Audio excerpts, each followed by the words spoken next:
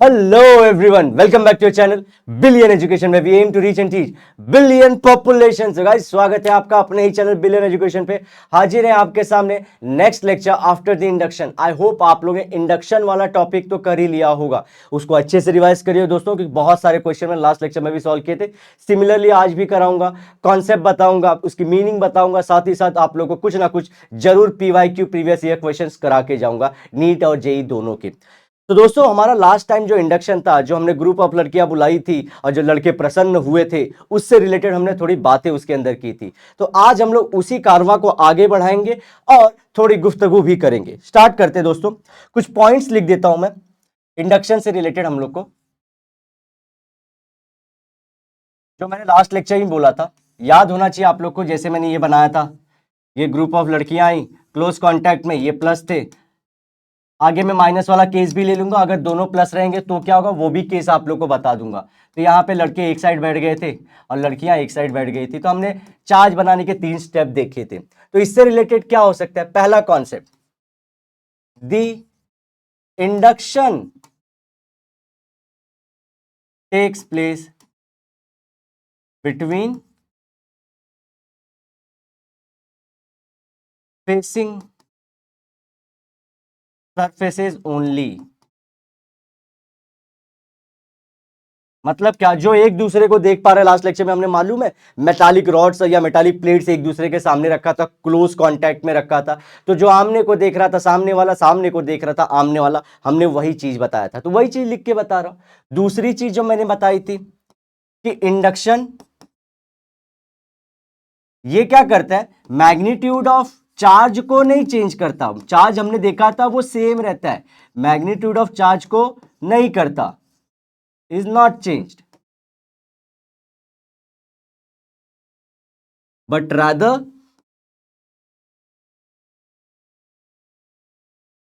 the charge distribution। जो पहले अपना सरफेस पे इवन यूनिफॉर्म डिस्ट्रीब्यूशन हो रहा था, सब लोग एकदम खुशहाली से यहां वहां एकदम स्पेस बराबर लेके बैठे थे। इंडक्शन आया, मामला गर्म कर दिया और हमने देखा कि डिस्ट्रीब्यूशन को चेंज कर दिया। तो चार्ज डिस्ट्रीब्यूशन को चेंज करता है। ओके, थर्ड पॉइंट, ये पॉइंट इंपॉर्टेंट है, यह पॉइंट को हम लोग को करना है। ये पॉइंट क्या बोलता है? Induction takes place between space in the objects only,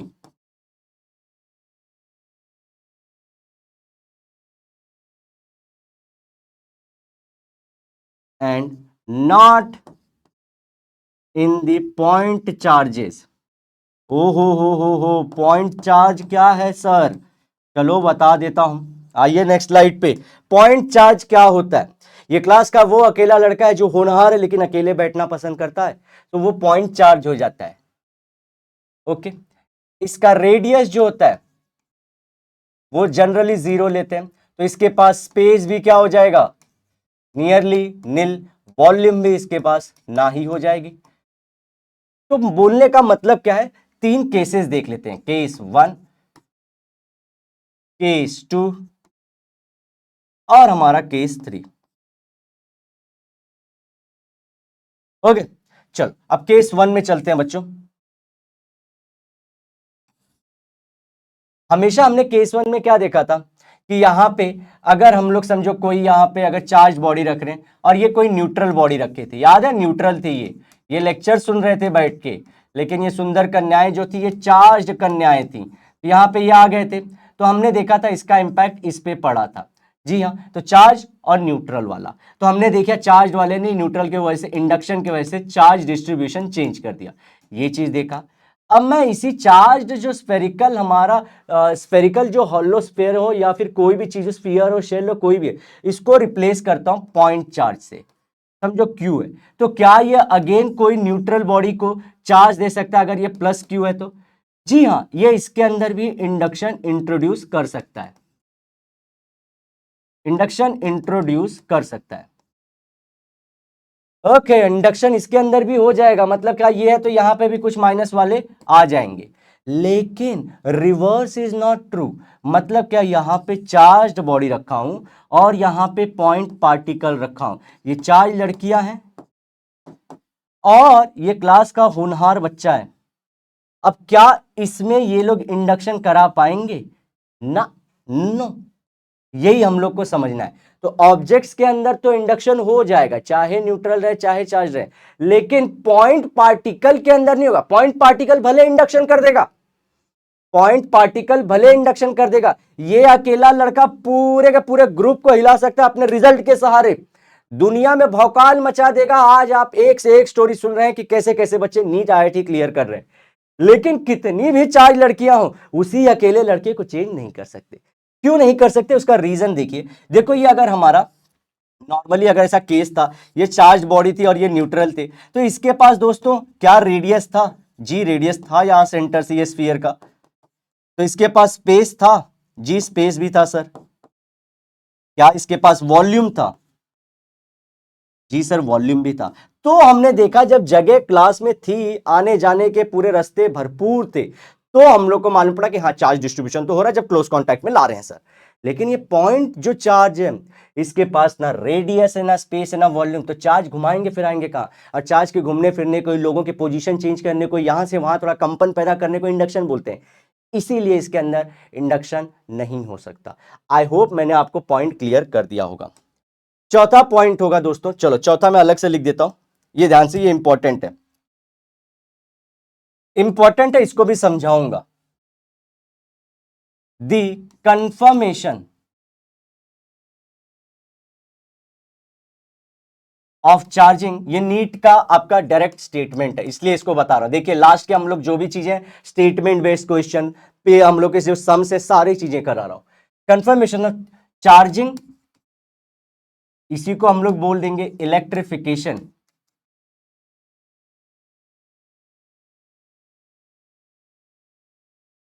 is repulsion. क्या बात है, रिपल्शन, ये क्या बात भौकाल बता दिए सर। बताता हूं, कहां है लवड़ा रहे हो, बता रहा हूं, देखो यहां पे।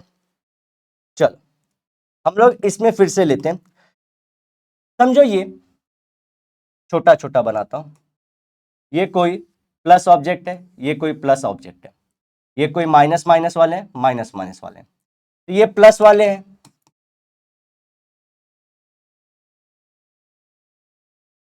तो इनके बीच में दोस्तों देखो सेम वाले के बीच में पटती नहीं है, तो ये लोग दूर जाएंगे, जो पहले ऐसे थे ये एक दूसरे को दूर भेजेंगे। ओके, तो ये रिपल्शन हो गया। समझो वही केस अगर माइनस का हो जाए, तो अगर माइनस का हो केस, तो फिर से ये यहां पे थे और ये दूर हो जाएंगे, रिपल्शन अगेन होगा क्योंकि सेम चार्ज है। अगर अपोजिट चार्ज रहता है तो क्या होता है? अट्रैक्शन। तो ये रिपल्शन का केस हो गया बच्चों, दिस इज रिपल्शन। आगे बढ़ते हैं हम लोग, अट्रैक्शन वाला देख सकते हैं। चलो हम लोग इसमें भी दो केस देखेंगे बच्चों, दो केस देखेंगे, ध्यान से देखना। अभी अगर ये समझो कोई चार्ज बॉडी है, ये न्यूट्रल बॉडी है, चार्ज बॉडी, चार्ज लड़कियां आई थी, तो इन्होंने क्या किया था, यहां पे लड़कों के लेके आ गए थे, तो इनके बीच में अट्रैक्शन हुआ कि नहीं? जो पहले ऐसे थे वो और नजदीक आ जाएंगे, अट्रैक्शन दिखा। ठीक है, दूसरा देखो, दूसरा केस इसमें, अगर दोनों चार्ज है, ये न्यूट्रल और ये चार्ज, सिर्फ सुनते जाइए फिर देखिए, दिस इज चार्ज, चार्ज, देखो ये भी चार्ज है, चार्ज है। इंडक्शन बाद में बात करते हैं, देखो यहां पे ये न्यूट्रल हुआ, इंडक्शन की वजह से चार्ज हो गया।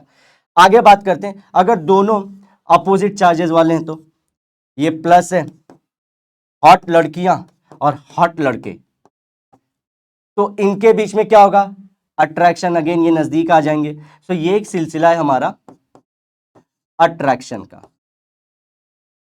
अब यहीं पे मैं आपको बात बताता हूं कि ये स्टेटमेंट क्या बोलना चाह रहा है बच्चों।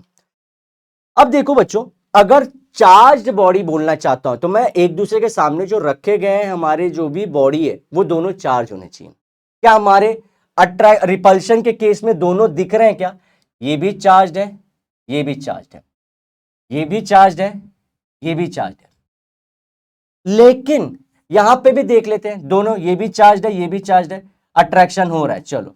लेकिन यहां पे देखो दोस्तों, this is charge but this is neutral, तो ये तो इंडक्शन की वजह से अट्रैक्शन हुआ, तो कहने की बात क्या है, अगर कोई उठ के कल को आके बोल दे कि सर पक्के से बताओ कि कौन सा चार्ज है और ये इसमें दो रखा आप देख नहीं सकते हो, आपको सिर्फ अट्रैक्शन रिपल्शन देखना है, तो आप कैसे बताओगे कि ये चार्ज है, चार्ज बॉडी है या न्यूट्रल बॉडी है? तो मैं क्या बोलूंगा, देखो बच्चों, अगर प्लस माइनस है तो अट्रैक्शन होगा, तो ये तो चार्ज है। लेकिन एक चीज और है, क्योंकि मुझे देखना नहीं है, तो यहां पे क्या होता है, जब चार्ज बॉडी रहती है तो हमारा न्यूट्रल वाला भी अट्रैक्ट हो जाता है। अगर ये प्लस यहीं पे माइनस कर दूं बच्चों, तो ये प्लस प्लस हो जाएगा। अगर मैं इसी मैटर को पूरा बदल दूं, माइनस कर दूं, तो ये पूरा प्लस हो जाएगा। इंडक्शन में आप लोग ये जानते हो, सुंदर लड़के क्लास में एंटर मारे तो सुंदर लड़कियां वहां खिसक जाएंगी। अब यही दिक्कत हो गई कि बेटा हम पढ़ाते हैं आप लोग को तो हम जानते हैं बात, अट्रैक्शन देखूंगा मैं तो नहीं समझ पाऊंगा कि दोनों चार्ज है या एक चार्ज है एक न्यूट्रल है। श्योरली मैं कहां बताऊंगा, रिपल्शन में, क्योंकि रिपल्शन तभी पॉसिबल है जब दोनों चार्ज है, प्लस प्लस भी हो चाहे माइनस माइनस भी हो। तो यही चीज समझना है। इसी धोखे की वजह से मेरा विश्वास अट्रैक्शन से उठ गया, मेरा अट्रैक्शन से विश्वास उठ चुका है। मैंने बोला है बड़े आए थे अट्रैक्शन की थियरी, ये भी हो सकता है, लेकिन ये दोनों चार्ज तो नहीं है। तो चार्जिंग का कि दोनों बॉडी चार्ज है, इसका कंफर्मेशन टेस्ट तो मैं बोलूंगा भैया रिपल्शन ही है। ये नीट का स्टेटमेंट था।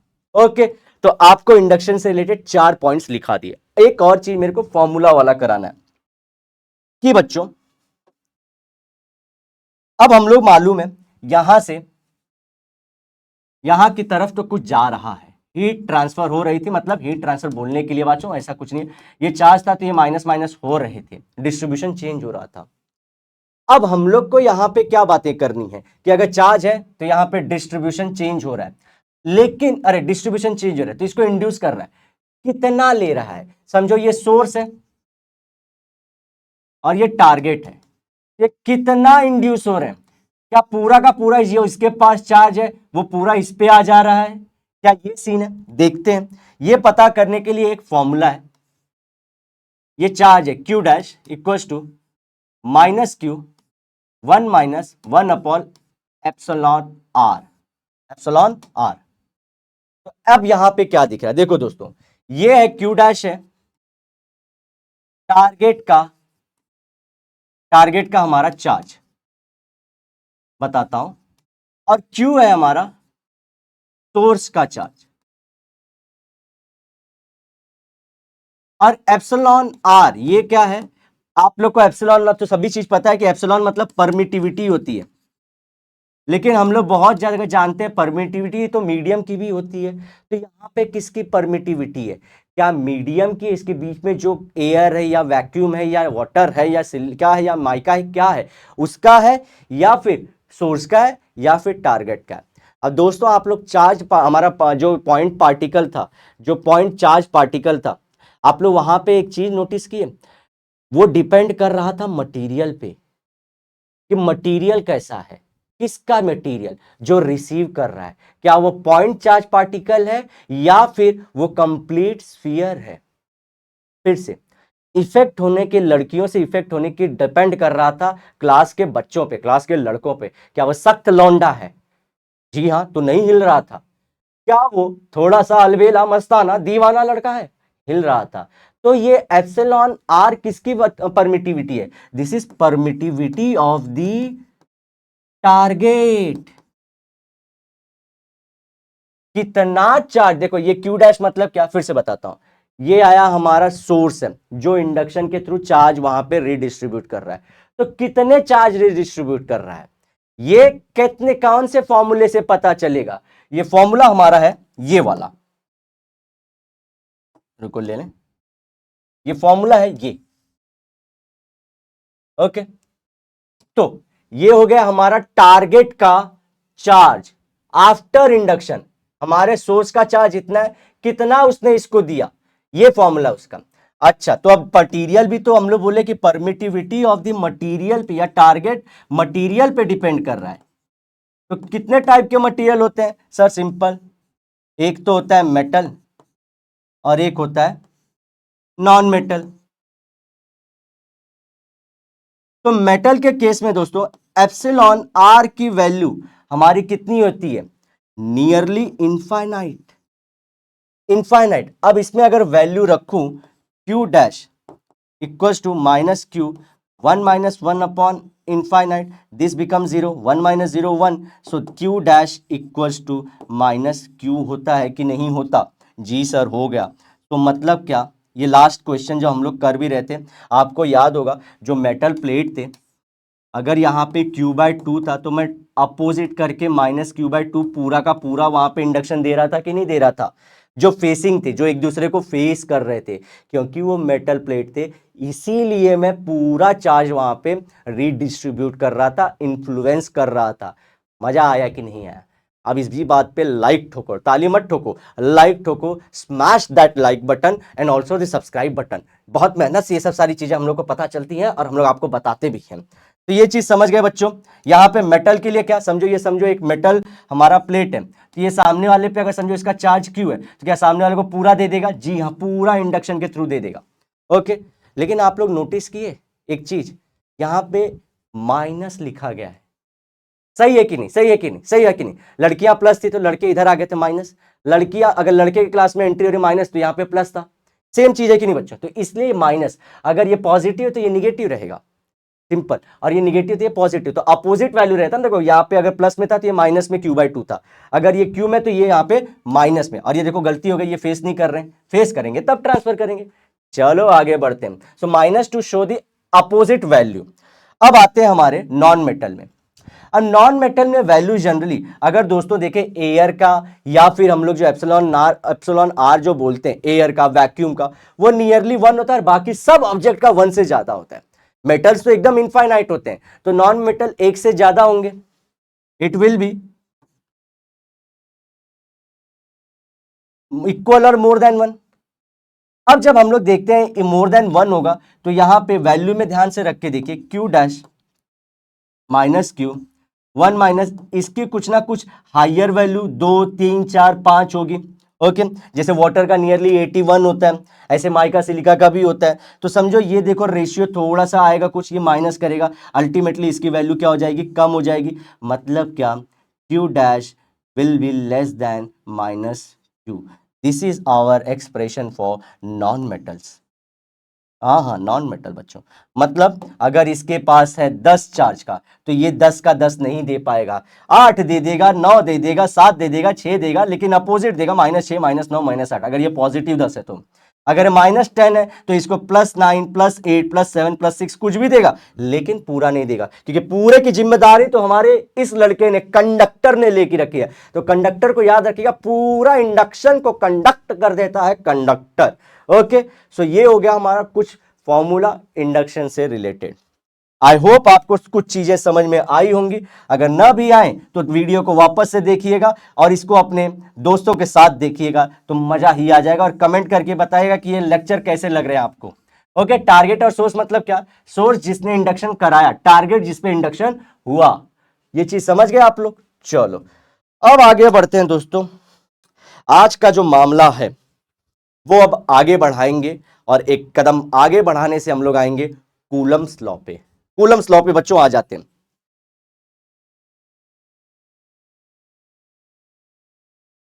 कूलम्स लॉ का एप्लीकेशन भी है, क्वेश्चन भी है, तो पहले फटफट फॉर्मूला देख लेते हैं और थोड़ी चीजें बहस कर लेते हैं, जिसके बाद हम लोग थोड़ा सा क्वेश्चन भी सॉल्व करेंगे और उसका रस लेंगे। सो बहस से आएगा रस। चलो स्टार्ट करते हैं। समझो ये कोई पॉइंट चार्ज पार्टिकल है Q1 और पॉइंट चार्ज पार्टिकल है Q2, और इनके बीच में जो दूरी है वो R है, डिस्टेंस इज R। तो अब ये क्या करेंगे? अगर प्लस माइनस है तो अट्रैक्ट करेंगे, अपोजिट चार्जेस हैं, और या तो प्लस प्लस है माइनस माइनस है तो सेम चार्जेस रिपेल करेंगे, रिपल्शन होगा उनके बीच में। तो वो कितना होगा? अट्रैक्शन हुआ तो कितना हुआ, और अगर हमारा रिपल्शन हुआ तो कितना हुआ? ये सब वैल्यू के लिए एक फॉर्मूला हमारे कूलम भाई ने पूरा इसका मामला सेट कर दिया था। कैसे उन्होंने मामला सेट किया? उन्होंने बोला F इक्वल्स टू के Q1 into Q2 upon R square. What is R square? दूरिया between them, distance between them. तो this is our standard formula. Okay, ये हमारे कूलम ने इस पे मेहनत की थी, इसलिए इसको कूलम्स लॉ बोलते हैं। ओके, अब आगे बढ़े हम लोग कि इस चीज को हम लोग कैसे करें। आगे और सारी चीजें भी तो हैं। अब यहां पे हमको क्या चीज देखना है? अगर अगर इनके बीच में मीडियम कौन सा है उसके हिसाब से, तो या तो वो एयर और वैक्यूम हो सकता है, या तो कोई मीडियम जैसे mica, silica, metal, non metal, कुछ भी हो सकता है।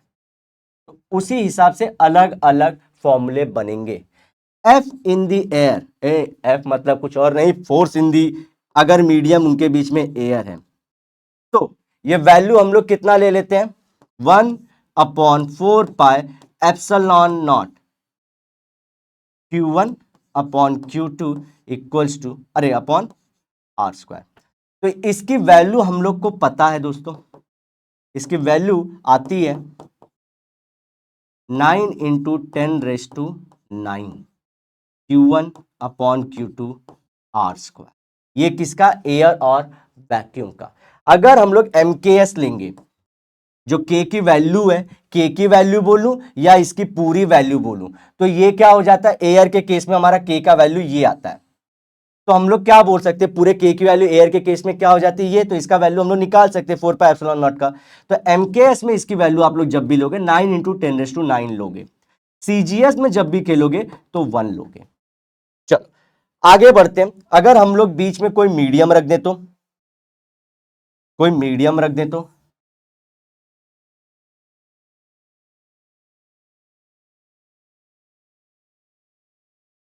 Q1 और Q2 के बीच में मीडियम है, तो F इन द मीडियम क्या हो जाएगा, सेम फॉर्मूला 1/4 पाई ε0, यहां पे एप्सिलॉन आर लग जाएगा, और into again Q1/Q2 upon Q1 × Q2/R²।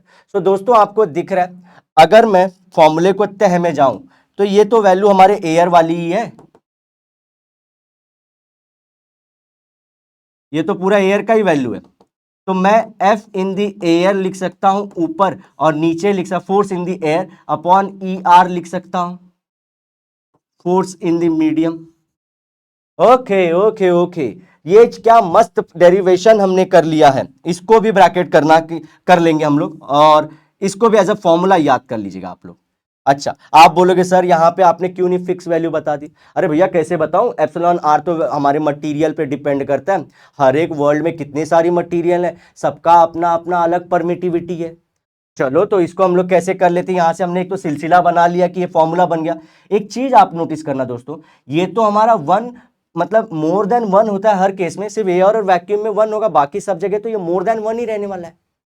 तो करे क्या, यहां पे आप देखो, अगर ये वन से ज्यादा है, 2 है, 3 है, 4 है, 5 है, तो ये वैल्यू क्या होगी, कम होगी। तो एफ इन मीडियम अगर हमारी वैल्यू मोर देन वन है, will be less then F in the air. क्या बात है, क्या बात है सर, क्या बात है, क्या बात है, ये भी एक एक्सप्रेशन है, ये भी एक एक्सप्रेशन है। क्या बच्चों, कि f medium equals to f air upon e r, that is permittivity of the medium, that is relative permittivity. तो हम लोग क्या देखते हैं, अगर हम लोग की ये वैल्यू 1 से ज्यादा हुई, 2 हो गई, 3 हो गई, 4 हो गई, हमारी इनफाइनाइट हो गई, या फिर हमारे 81 वाटर के केस में ऐसा हो गया, माइका के साथ कुछ आ गया, तो ये वैल्यू देखते हम लोग कम हो जाएगी। कम हुई तो F in the medium will decrease. Okay, चलो तो ये एक हमारा बहुत सारा इसमें जो हमने एक दो फॉर्मूले कर लिए, इसका यूज भी आएगा, डायरेक्ट स्टेटमेंट भी आएंगे, आप लोग वहां पे मैटर को सुलझा लीजिएगा। आगे बढ़ते हैं दोस्तों। अब आप लोग देख रहे हो बहुत सारे एप्सिलॉन आ चुके हैं, तो क्या उसका भी मामला सेट करना पड़ेगा, मामला सेट कर देते हैं, किसी को भी छोड़ेंगे नहीं। आ जाइए, एप्सिलॉन देख लेते हैं। 3 टाइप के एप्सिलॉन हमने देखे।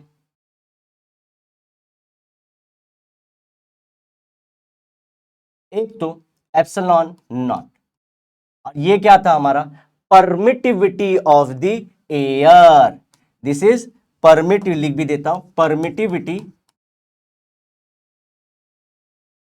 ऑफ एयर या तो वैक्यूम। ये कितना आता है, इसकी वैल्यू 8.85 × 10⁻⁻12। अगर मैं यहां से निकालना चाहूँ एप्सिलॉन आर की वैल्यू, तो अरे एप्सिलॉन की वैल्यू, तो आप लोग देख रहे हो ये फॉर्मूले में बाकी सबको इधर भी, जो ये तो कांस्टेंट है, तो फोर्स की यूनिट है न्यूटन, यहाँ पे मीटर स्क्वायर अपॉन ये कूलम कूलम कूलम स्क्वायर। जी हाँ सर, आप लिख सकते हो, चलो लिख देता हूं, newton newton metre square upon coulomb square. Okay, ये किसका हो जाएगा हमारा, एक सेकंड फिर से देखते हैं, हम लोग को एप्सिलॉन नॉट चाहिए ना, ये तो हमारा इसका हो गया, यहां से हम लोग को एप्सिलॉन चाहिए, नहीं उल्टा, सी स्क्वायर, उल्टा उल्टा उल्टा, गलती से मिस्टेक हो गई, सी स्क्वायर ऊपर, न्यूटन मीटर स्क्वायर नीचे। चलो, तो ये हो गया परमिटिविटी ऑफ एयर। तो ई क्या है हमारा, this is permittivity of the medium, permittivity of the medium. अब इसकी हमारे को क्या सेम यूनिट दिखेगी, क्योंकि सेम तरीके से निकालेंगे। जी हाँ, यहां पे C square upon N M square, अगर डायमेंशन निकालना रहे तो वो भी निकाल लेंगे हम लोग। अब आता है रिलेटिव परमिटिविटी। अब relative permittivity of the medium क्या होता है, हर जगह मैंने ई आर ही यूज किया, यही आप लोग को भी यूज करना है। Relative permittivity of the medium क्या होता है, यह होता है दोस्तों हमारा ई upon epsilon not, E upon epsilon not. कैसे, ये फॉर्मूला आप लोग को याद रखना है। तो ये रिलेटिव है किसका, किसी भी मीडियम का विथ रिस्पेक्ट टू एयर और वैक्यूम, इसीलिए इसको रिलेटिव बोल दिए, मीडियम का कंपेयर टू इससे कितना है। तो दोस्तों एक क्वेश्चन पूछता है व्हाट इज द एब्सोल्यूट, अगर हम लोग देखोगे कहीं पे permittivity of air, permittivity of the medium, relative permittivity of the medium, अगर हम लोग को बोल दे absolute permittivity of the medium, ओहो ये तो तीनों सर आपने नहीं बताया, फिर हम लोग क्या मार्क करेंगे। दोस्तों अगर ये रिलेटिव है तो ये तो परमिटिविटी ऑफ एयर है, तो एब्सोल्यूट ये बचा, इसी को हम लोग बोलते हैं absolute permittivity, permittivity of the medium. क्या बात है, क्या बात है सर, ये देखो, ये दोस्तों एप्सिलॉन के बारे में हमने सारी चीजें कर ली हैं, उसका मतलब क्या होता है ये भी कर लिया है, और अब इसके बेसिस पे हम लोग को कुछ सम सॉल्व करने होंगे, जो मैंने कूलम लॉ को आपको बता दिया। स्क्रीनशॉट ले लीजिए, सारी चीजों का फॉर्मूला सेट कर लीजिए, आगे बढ़ते हैं पहले क्वेश्चन की तरफ। क्या आप तैयार हैं रॉकी भाई जैसे, जी सर मैं तैयार हूं। आगे बढ़ते हैं दोस्तों, तैयारी शुरू करते हैं, पहला क्वेश्चन लेते हैं, एक एग्जांपल लेते हैं। चलो समझो दो पॉइंट चार्ज पार्टिकल है और आइडेंटिकल है, वो क्या है, आइडेंटिकल है। अब हम लोग को क्या बोल रहा है, उनके बीच में जो दूरियां हैं वो ले लेते हैं हम लोग, समझो कि यहां पे ले लेते हैं इसको 9 सेंटीमीटर, 9 सेंटीमीटर की, और फोर्स है हमारा 8.1 न्यूटन ले लेता हूं। तो बोल रहा है चार्ज बताओ, तो ध्यान से सुनिए, मैंने क्या बोला था, identical point charges, identical point charge. Okay, ये क्वेश्चन की बुनियाद है, तो हम लोग लगा देंगे F इक्वल टू 1 अपॉन ये जो 4 pi epsilon naught Q1 into Q2, और ये किसमें, इन एयर, उनके बीच में एयर है, Q1 into Q2 upon r square. रख देते हैं वैल्यू, हमारे फोर्स की वैल्यू क्या है 8.1, दिस बिकम्स 9 इंटू 10⁹9, ये Q आइडेंटिकल है, so this is Q square, और R का स्क्वायर मतलब ना 81, 81 हो जाएगा ना हमारा, हाँ 81, और ये अगर सेंटीमीटर 10⁻², करके दिखा दूं आप लोग को, अगर ये सेंटीमीटर है, हमको एमकेएस में खेलना है ना, सो 9 है, तो 9 इंटू 10⁻² मीटर हो जाएगा हमारा। ओके, तो ये हो जाएगा 81 इंटू 10, इसका स्क्वायर करना है हम लोग को, 9 इंटू 10⁹9 Q स्क्वायर, इसका स्क्वायर हो जाएगा 81 इंटू 10⁻⁴। चलो 10⁻⁴, अब यहां पे 8.1 क्रॉस मल्टीप्लीकेशन कर देते हैं, 8.1 इंटू 81 इंटू 10⁻⁴ अपॉन में 9 इंटू 10⁹ क्यू स्क्वायर है। तो ये देखो 9 9 जा, इसका मामला खत्म।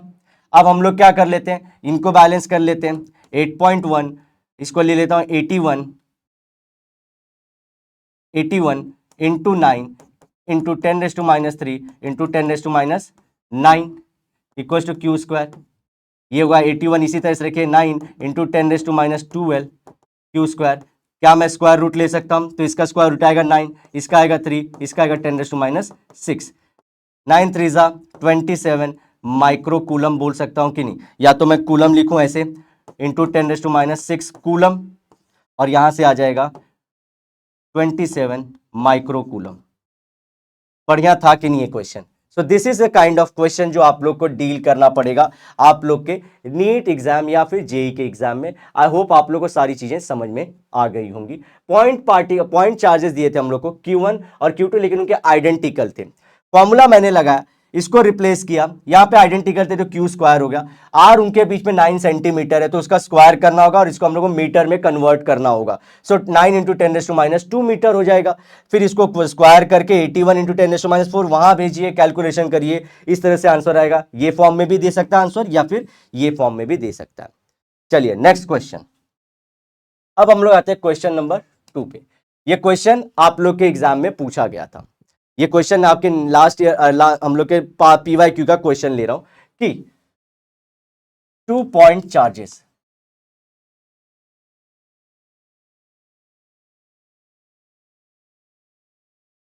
आर देयर,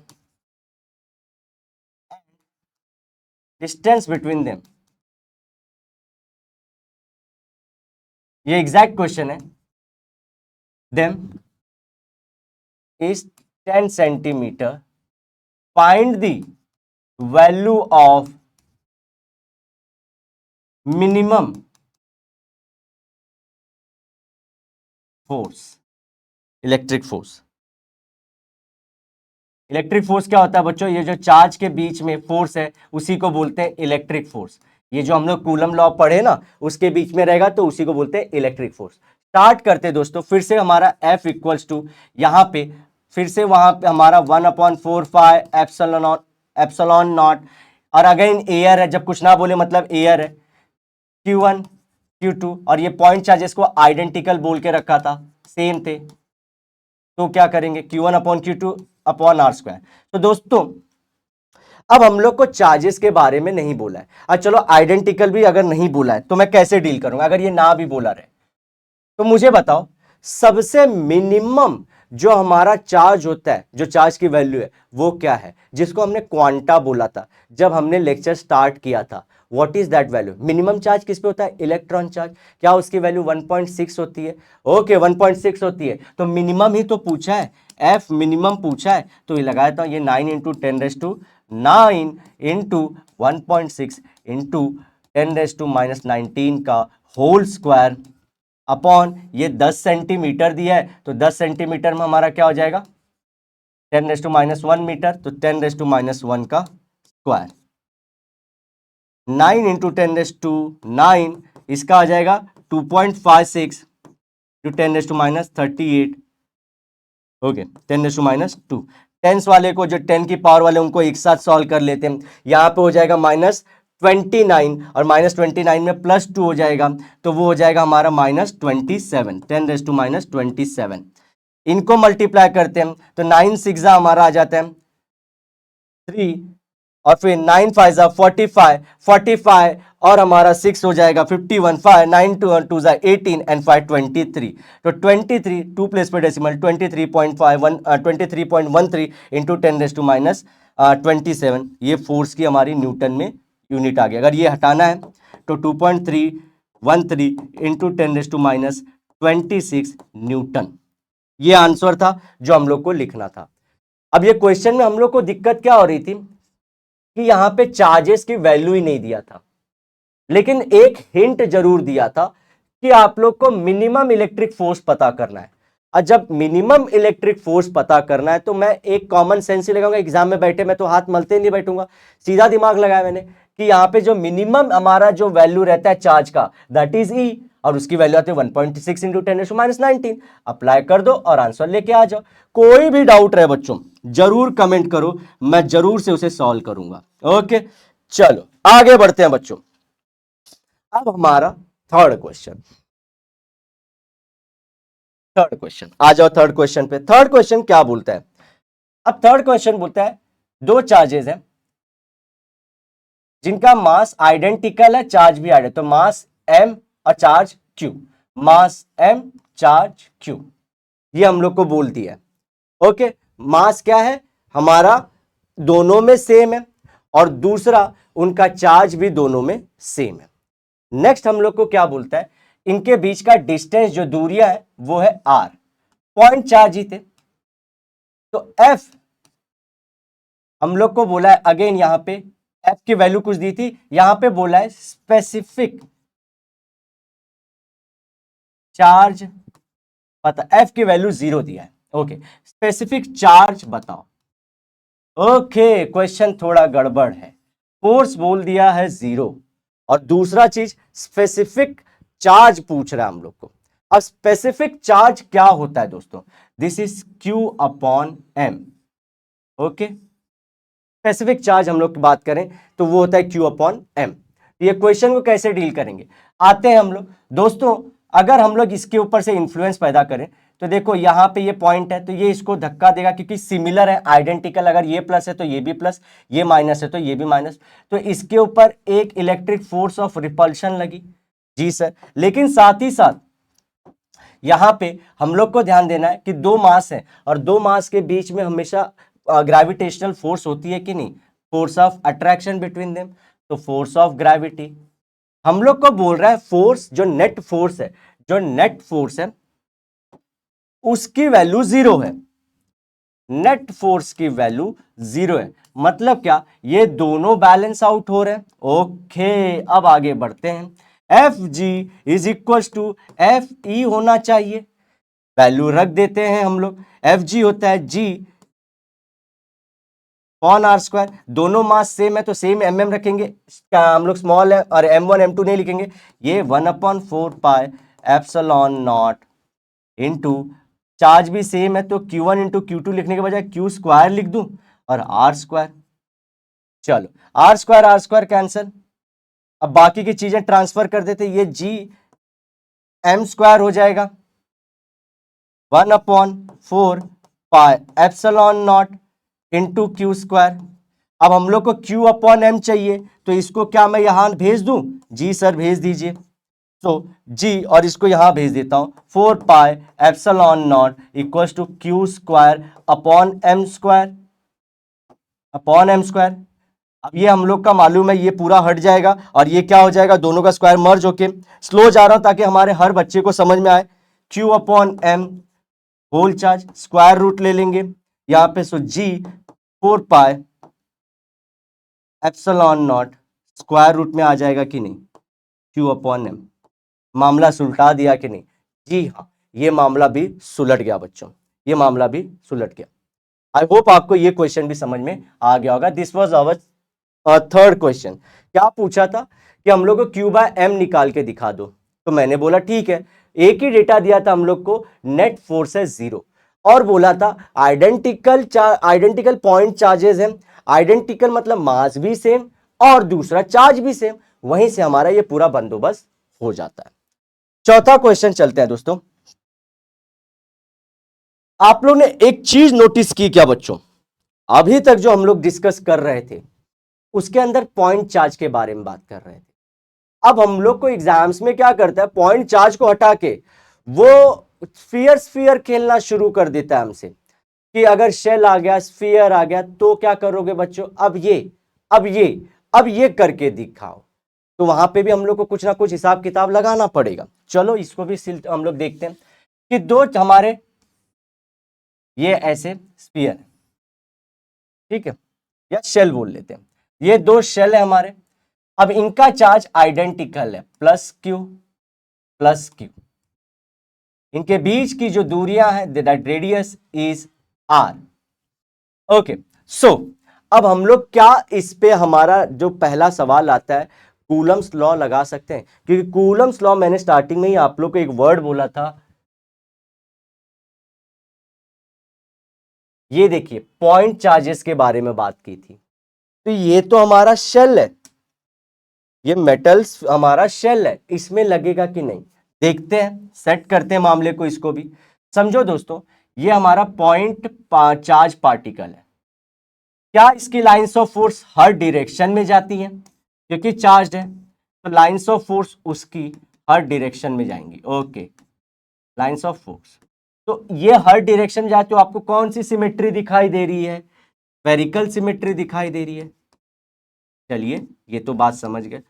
अब हम लोग शेल के बारे में देखते हैं। ये शेल है, इस पे भी पॉइंट हमारे, इस पे भी हमारे चार्जेस ऐसे हैं, ये चार्जेस हैं, समझो प्लस ले रहा हूं, तो इनसे भी लाइंस ऑफ फोर्स हमारी निकलेंगी। और ये क्या है, यूनिफॉर्मली डिस्ट्रीब्यूटेड है, यूनिफॉर्मली डिस्ट्रीब्यूटेड होते हैं ना, क्योंकि मेटल क्या करता है, अपने अराउंड चार्जेस जो है सरफेस पे यूनिफॉर्मली डिस्ट्रीब्यूट कर देता है। क्या आपको याद है चार्ज डिस्ट्रीब्यूशन मैंने पढ़ाया था? जी हाँ, वही प्रॉपर्टीज दोस्तों ऐसे कहीं बोल के नहीं यूज होती, लेकिन जब हम लोग सम सॉल्व करते हैं तो यूज हो जाती है। तो यूनिफॉर्मली डिस्ट्रीब्यूटेड होता है, तो इसके पास भी हम लोग को सेम स्फेरिकल सिमेट्री दिखाई दे रही है कि नहीं। बस जब सेम काम दिख रहा है, सेम स्फेरिकल सिमेट्री दिख रही है, हम लोग धड़ल्ले से फोर्स कूलम्स लॉ लगा सकते हैं। लगाइए, फोर्स इक्वल्स टू के Q1 into Q2 upon r square. Okay, तो इसको Q1 Q2 ही रखते हैं अभी फिलहाल के लिए, क्योंकि मेरे को कुछ समझाना है। Q1 Q2, okay. अब दोस्तों ये एक सिनारियो हम लोग बोलते हैं, ये कब फिट बैठेगा, हम लोग बोलते हैं यहां पे वो लोग क्लोज कांटेक्ट में नहीं है, these are not in close contact. Close contact नहीं है मतलब मैं किसको रिजेक्ट करना चाह रहा हूं, इंडक्शन को। इंडक्शन नहीं है, क्योंकि इंडक्शन के लिए क्लोज कांटेक्ट जरूरी है। ओके, क्लोज कांटेक्ट जरूरी है। तो हम लोग बोलते हैं दोस्तों अगर इसका खुद का इंफ्लुएंस, क्योंकि ये मेटल का शेल है, तो ये इवनली डिस्ट्रीब्यूट कर देगा पूरा। तो ये इवनली जब डिस्ट्रीब्यूट करेगा तो ये जो चार्ज का जो सेंटर है वो हमारे शेल के सेंटर के साथ ही मैच करेगा। जो इनके जो चार्ज का हमारा सेंटर बनेगा यहां पे पूरे क्यू क्यू, तो वो सेंटर हमारे स्फीयर के सेंटर से ही मैच खाएगा। ओके, ये सब कब, जब इंडक्शन नहीं हो रहा है। आगे बढ़ते, अगर इंडक्शन हो गया तो, इंडक्शन हो गया तो दोनों प्लस हैं। चलो इंडक्शन देते हैं, इसको करते हैं। अब दोस्तों एक चीज ध्यान रखना, अब जब हम लोग इसको इंडक्शन दे रहे हैं, दोनों पॉजिटिवली चार्ज हैं। अब यहां पे आप लोग माइनस वाला सिलसिला मत लगाना कि सर प्लस की वजह से यहां पे माइनस आएगा। उस टाइम पे जब मैंने वो क्लास में लड़कियां एंटर की थी, वो दूसरा वाला जो था वो न्यूट्रल था, यहां पे दोनों चार्ज है। और मैंने आप लोग को बोला था कि मैं चार्ज वाला सिनारियो भी लूंगा। दिस इज द क्वेश्चन जहां पे हम लोग चार्ज वाला सिनारियो देख रहे हैं। ये सब क्वेश्चन पीवाईक्यू है, ये नीट जेई में आ चुके हैं ऑलरेडी, इसीलिए मैं आप लोग को डिस्कस कर रहा हूं। तो क्या होता है दोस्तों, अब क्या होगा देखो, यहां पे ये प्लस क्यू हर जगह ऐसे डिस्ट्रीब्यूट हो जाएंगे इवनली, पहले अगर यूनिफॉर्मली थे। लेकिन ड्यू टू इंडक्शन क्या हमारे आइडेंटिकल सिमिलर जब चार्जेस होते हैं तो उसके अंदर रिपल्शन होता है, तो ये भी क्या दूर दूर रिपल्शन हो जाएगा। ये चार्जेस यहां से हट जाएंगे कि नहीं हट जाएंगे, ये यहां से भाग जाएंगे, भाग जाएंगे। और ये नियरली हम लोग एक इमेजिन करते हैं कि वो लोग कहां पे, यहां से ये भाग जाएंगे, ये दुबक के दूर भाग जाएंगे, ये लोग इधर आ जाएंगे, ये लोग सब दूर दूर होंगे। अब हम लोग को क्या है, यहां पे दिख रहा है ये यहां पे चले गए, तो जो इनका सेंटर है, जो इन्फ्लुएंस ऑफ सेंटर है, वो शिफ्ट होके कुछ यहां आ जाए, क्योंकि सब चार्ज वहां भाग गए। और इसका वाला कुछ यहां पे आ जाएगा। तो आप दोस्तों एक चीज इमेजिन करिएगा, क्या हमारा इफेक्टिव रेडियस आर इफेक्टिव बढ़ गया, बढ़ गया कि नहीं बढ़ गया। पहले हमारा आर जो था अगर सेंटर से मेजर करें तो यहीं तक था, अब देखो इनका इन्फ्लुएंस बढ़ गया। तो जब हमारे ऐसे जो आइडेंटिकल चार्जेस हो, तो एफ जो इंडक्शन के वजह से होता है, अगर ये बढ़ गया है तो हमारा इसका वैल्यू कम हो जाएगा, तो ये इस वैल्यू से कम हो जाएगा, Q1 upon Q2 R effective square. तो ये वैल्यू क्या होगी, कम हो जाएगी फोर्स की हमारी। अगेन फिर से समझाता हूं, इंडक्शन के वजह से पहले का मामला जब uniform distribution, this is non uniform distribution, ये सब भाग गए, उसके वजह से मेरा आर इफेक्टिव बढ़ गया। आर इफेक्टिव जैसे ही बढ़ा मेरा फोर्स कम हो गया, तो देखो मेरा फोर्स कम हो जाएगा। क्या ये बात हम लोग समझ चुके हैं? केस बदल देते हैं, हम लोग ले लेते हैं माइनस वाला सीन। अगर क्या मैं बोलूं, सेम अगर माइनस है, ये माइनस है, तो फिर से अगर इनके बीच में कि ये माइनस Q1 है और ये भी माइनस Q1 है, सेम है लेकिन माइनस माइनस इस बार माइनस है, तो क्या इनका भी अगर पहले रेडियस सेंटर अगर यहां से नापे तो इतना था, और अगर चार्ज का इफेक्टिव सेंटर देखें तो बाद में शिफ्ट होके इधर आएगा और ये कुछ इधर चला जाएगा। अगेन उस केस में भी हमारा फोर्स छोटा हो जाएगा, जो ओरिजिनल वैल्यू थी उसकी जब हमारा यूनिफॉर्म था उससे, तो आर इफेक्टिव बढ़ने के वजह से, क्योंकि रिपल्शन का केस है, तो इसी को हम लोग ना दोस्तों रिपल्शन भी बोल सकते हैं। मैं इंडक्शन के सहारे समझाना चाह रहा हूं, इसी को आप लोग क्या बोल सकते हो, इंडक्शन, अरे रिपल्शन के फॉर्म में, कि दो अगर ऐसे हमारे पार्टिकल्स हैं जिनका सिमिलर आइडेंटिकल चार्जेस है, तो जो पहले यहां पे थे अगर सिमिलर चार्जेस तो इनका दूरी बढ़ जाएगा। सेम चीज है, सिर्फ मैं आप लोग को इंडक्शन के फॉर्म में समझा रहा हूं। रिपल्शन इंडक्शन इस केस में सेम है। थर्ड केस लेते हैं बच्चों। अब यहां पे हमारा केस ये होता है, ये एक हमारा स्फीयर है, ये एक स्फीयर है, this time this is plus and this time this is minus. तो क्या ये नजदीक आएंगे, ये जो पहला हमारा आर यहां से यहां तक बोल रहे थे वो नजदीक होके यहां से आर आएगा, तो मतलब क्या, मेरा आर इफेक्टिव जब प्लस माइनस अपोजिट चार्जेस हैं तो आर इफेक्टिव क्या हो जाता है, कम, पहले से कम, तो मेरा फोर्स उस केस में बढ़ जाएगा कि नहीं बढ़ जाएगा? यस सर, मजा सर, क्या कॉन्सेप्ट है, आर इफेक्टिव स्क्वायर, हमारा फोर्स का वैल्यू उस केस में बढ़ जाएगा। ठीक है, अब चौथा क्वेश्चन भी देख लेते हैं, ये ऑलरेडी आया हुआ है क्वेश्चन भी, कि दो पहले पॉइंट पार्टिकल थे Q1 Q2 minus minus, okay. अब इनको, इनके बीच का डिस्टेंस समझो R था। अब हमने क्या किया, इनको रिप्लेस कर दिया, इनको रिप्लेस कर दिया सिमिलर चार्ज वाले शेल से, सिमिलर चार्ज वाले शेल से, सिमिलर चार्ज वाले शेल से। क्या मुझे बताओ फोर्स के वैल्यू में क्या चेंजेस आएंगे? अच्छा, तो ये क्वेश्चन इसी तरह से पूछा गया था। अब हमको पता है दोस्तों, जब वो पॉइंट हमारे चार्ज पार्टिकल्स थे उस केस में हमारा इंडक्शन नहीं लगता। अगेन इंडक्शन का जो मैंने डेफिनेशन लिखाया था वहां पे क्या क्या कर सकता है वो, क्या क्या नहीं कर सकता, डूज एंड डोंट्स इंडक्शन के मैंने कराए थे, तो वहां पे तो नहीं है। तो उस केस में फोर्स तो हमारा देखो वो सेम ही, इंडक्शन नहीं लगेगा, उस केस में हमारा फोर्स इक्वल रहता, फोर्स इक्वल टू के Q1 Q1 और Q1 ही रहता अपॉन आर स्क्वायर रहता है, ये सिमिलर केस हो जाता। लेकिन अब उसने इसको रिप्लेस कर दिया है, आइडेंटिकल निगेटिव चार्जेस वाले को रिप्लेस कर दिया शेल से। शेल में सिंगल रेडियस होती है, बार बार मैं लेक्चर बता चुका हूं। अब यहां पे फिर से अगर सेम है तो ये लोग रिपल करेंगे, तो जो इफेक्टिव रेडियस है वो यहां से यहां तक आ जाएगा, और आर इफेक्टिव फिर से बढ़ गया, इफेक्टिव EF लिखता हूं, तो मेरा F डिक्रीज हो जाएगा कि नहीं, कुछ ये वाले सिनारियो जैसा हो जाएगा कि नहीं, तो यही सिनारियो, ये माइनस माइनस, हाँ ये वाला सिनारियो हो जाएगा कि नहीं हमारा, जी हाँ, ये चौथा एग्जाम्पल। ओके, चलो दोस्तों एक लास्ट आज का हम लोग और एक इंडक्शन से रिलेटेड कॉन्सेप्ट कर लेते हैं। अगर दो चीज सोचिएगा, फोर्स हमारी मीडियम में अलग रहती है और फोर्स हमारी एयर में, same particle, same point particles, point charge particles के बीच में, अगर समझो ये पॉइंट चार्ज पार्टिकल, इनके बीच में अभी एयर है, और इनके बीच में अगर मीडियम लाओ तो वैल्यू अलग अलग आ रही थी।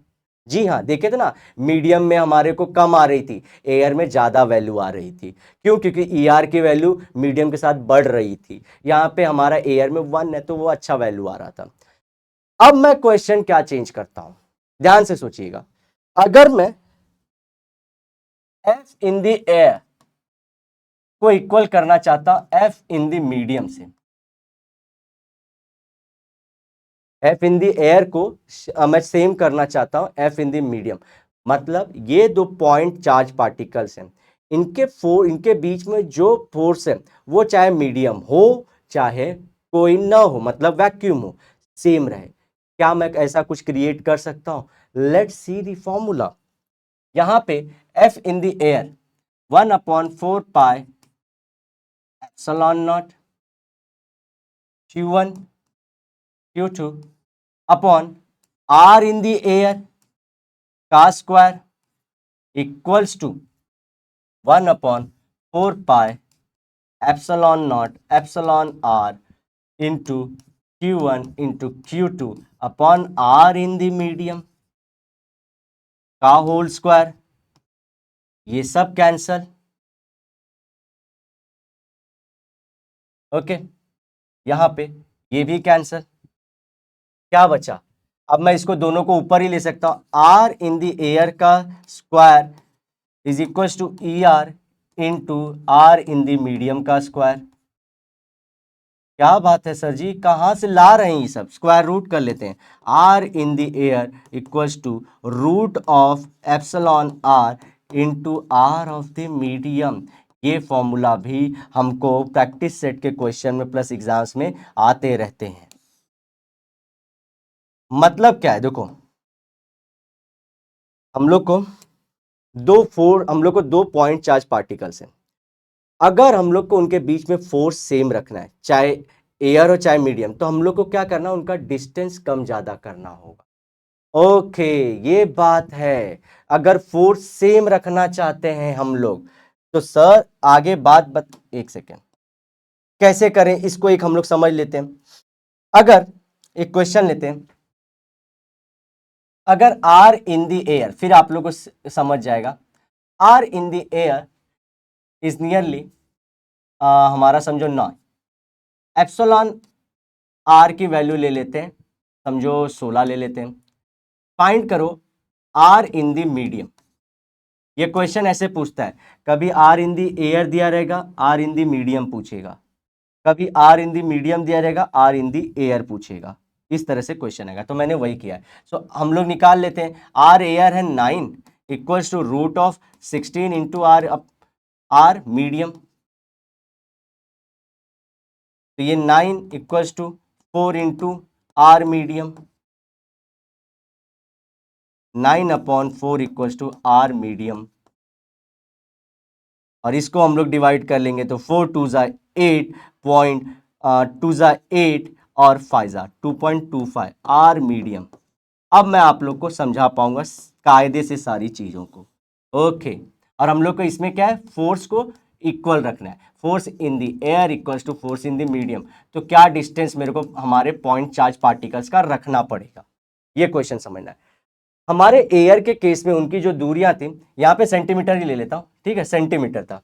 ओके, और ईआर का मालूम है कि नहीं? यूनिट नहीं होगा दोस्तों। अरे बाप रे बाप, ईआर का यूनिट मत खोजते रहना।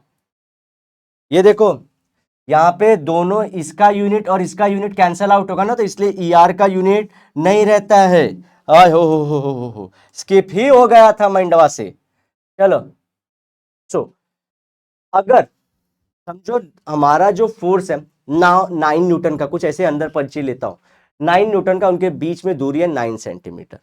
अब मुझे अगर फोर्स सेम रखना है तो क्या करूंगा? लंबे भेजूंगा या नजदीक लाऊंगा? वैल्यू बोलती है हमारी नजदीक लाओ।